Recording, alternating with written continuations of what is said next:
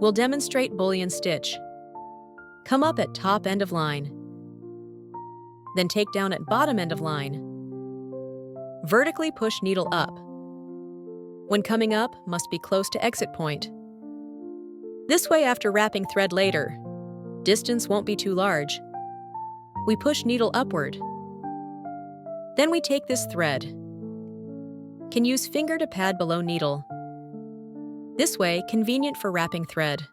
We just wrap thread to behind needle like this. Repeat this motion. Keep wrapping it. When wrapping, can use finger. To push loops down, let them arrange tightly. Later stitched bullion won't have gaps. Each time wrapping needle must ensure.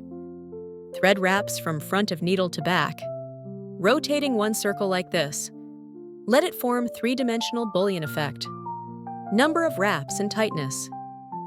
Can be adjusted as needed. Wrap until slightly longer than this drawn line.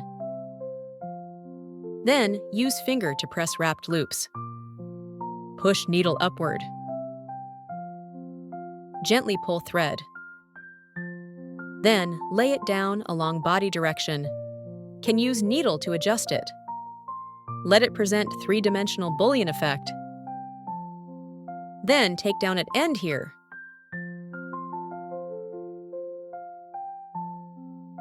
Bullion stitch, I usually use it for some flowers or some leaf decoration. Can create three-dimensional and delicate effect. Let's see the finished effect.